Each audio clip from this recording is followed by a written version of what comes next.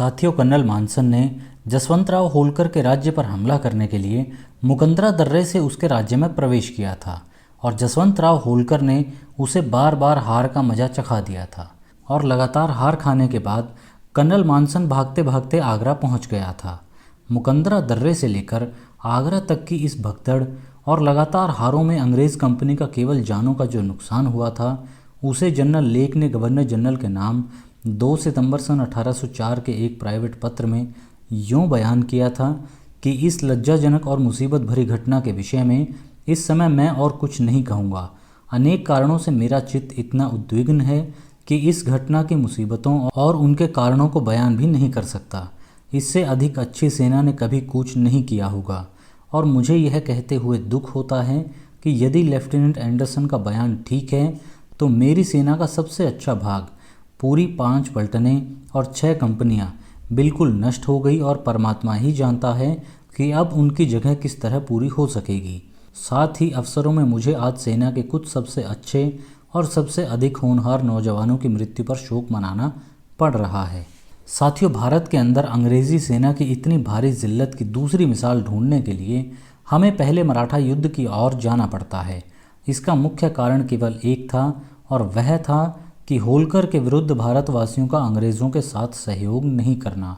भारत के अंदर अंग्रेज़ों ने जितनी भी लड़ाइयाँ विजय की, सब पराये एक ही उपाय से की थी। वही उपाय सिंधिया और भोंसले के विरुद्ध जनरल लेक और उसके साथियों का एकमात्र अमोघ अस्त्र था, किंतु होलकर के विरुद्ध अभी तक यह अस्त्र नहीं चल सका था। युद्ध कौशल में उस समय के अंग्रेज़ भारतवासियों के सामने किसी तरह तुलना में नहीं ठहर सकते थे। अंग्रेज़ों का अपयश इस समय भारत में फैल गया।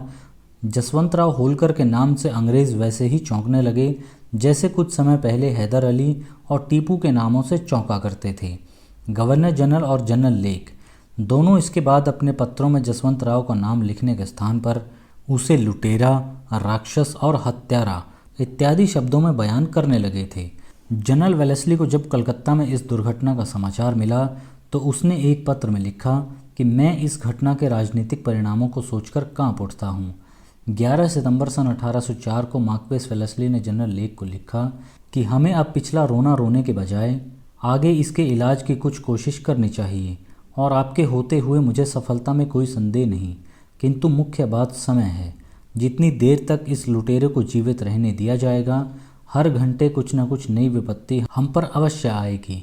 यदि हम होलकर की मुख्य सेना पर फौरन हमला करके निश्चित सफलता प्राप्त नहीं कर सकते तो हमें इसके लिए तैयार रहना चाहिए कि सारे भारतीय नरेश हमारा साथ छोड़ देंगे और स्वयं हमारे इलाके के अंदर उपद्रव खड़े हो जाएंगे।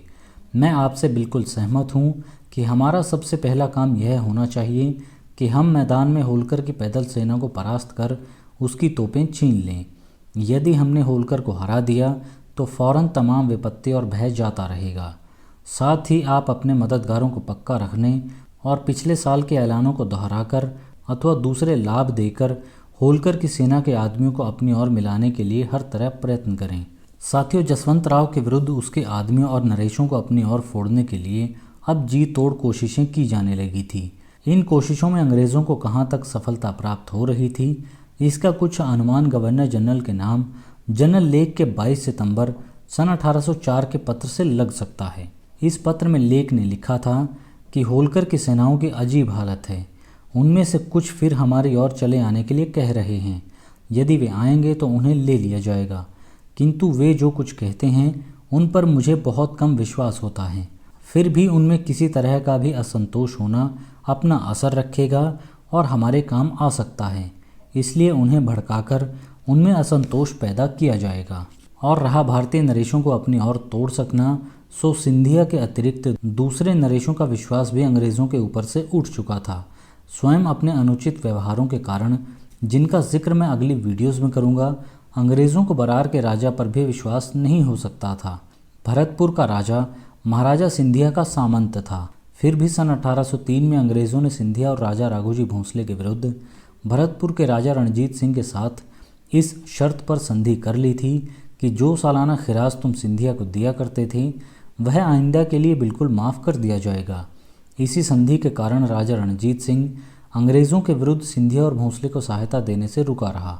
इस बार फिर गवर्नर जनरल ने होलकर के विरुद्ध भरतपुर के राजा से सहायता प्राप्त करने की कोशिश की। 22 अगस्त सन 1804 को मार्क्वेस वेलेस्ली ने जनरल लेक को लिखा कि मैं इस पत्र द्वारा आपको अधिकार देता हूं और हिदायत करता हूं कि आप अत्यंत स्पष्ट शब्दों में भरतपुर के राजा को विश्वास दिला दीजिए कि अंग्रेज़ सरकार इस बात का निश्चय कर चुकी है कि भरतपुर के साथ मौजूदा संधि की सभी शर्तों को ठीक ठीक और समय पर पूरा किया जाएगा। आप राजा को यह भी बता दीजिए कि अंग्रेज़ सरकार के ऊपर ये जो आक्षेप लगाए जा रहे हैं कि वह भरतपुर के आंतरिक शासन में किसी तरह का दखल देकर अथवा राजा के इलाकों, उसके किलों और सेनाओं को कंपनी की दीवानी या फौजदारी अदालतों के अधीन करने की किसी तरह की कोशिश करके उस संधि को तोड़ने का विचार कर रही है, या राजा की दीवानी और फौजदारी शासन में किसी तरह से भी अपना अधिकार बीच में लाना चाहती है, या किसी और तरह से भी मौजूदा संधि की शर्तों से फिरना चाहती है। ये सब आरोप झूठे हैं और बदमाशों के फैलाए हुए हैं। किंतु इस बार भरतपुर को भुलावा दे सकना मुश्किल था। एक तो इस पत्र से साबित है कि अंग्रेज़ों के इरादों के संबंध में राजा भरतपुर के मन में काफ़ी गहरे संदेह पैदा हो चुके थे, और इतिहास लेखक जेम्स मिल के बयान से मालूम होता है कि ये संदेह सर्वथा निर्मूल भी नहीं थे। जेम्स मिल ने लिखा है कि मथुरा के अंग्रेज़ रेजिडेंट ने नमक के व्यापारियों के कई व्यापार संबंधी मामले ज़बरदस्ती भरतपुर की प्रजा के विरुद्ध तय कर डाले थे, जिनसे प्रजा को हानि तथा राजा को दुख और हैरानी हुई थी। मिल ने यह भी लिखा है कि यह खबर उन दिनों फैली हुई थी कि अंग्रेज़ सरकार भरतपुर राज्य के अंदर कंपनी की अदालतें कायम करना चाहती है। राजा तक यह खबर भी पहुंच चुकी थी। भरतपुर का राजा इस समय समझ रहा था कि अंग्रेज़ ऊपर से मुझे बहकाकर होलकर के विरुद्ध मुझसे मदद लेना चाहते हैं, और भीतर ही भीतर मेरे राज्य और मेरी प्रजा पर पूरी तरह अपना अधिकार जमा लेने की तरकीबें कर रहे हैं। इन सब के अतिरिक्त भरतपुर के आसपास गंगा और जमुना के बीच दोआब का जो इलाका पिछले युद्ध में अंग्रेज़ों ने महाराजा सिंधिया से छीनकर अपने शासन में कर लिया था, उस समस्त इलाके में केवल 1 वर्ष के ही भीतर ब्रिटिश शासन के कारण इस समय त्राही त्राही मची हुई थी। साथियों, गवर्नर जनरल ने यह सारा इलाका जनरल लेक के अधीन कर दिया था और वहाँ का बंदोबस्त लेक को सौंप दिया था। बंदोबस्त सौंपने के बाद दोआब की हालत कैसी हो गई थी, इसकी जानकारी मैं आपको अगली वीडियो में दूंगा। इस वीडियो में फ़िलहाल सिर्फ इतना ही। अगली वीडियो में आपसे फिर मुलाकात होगी। नमस्कार।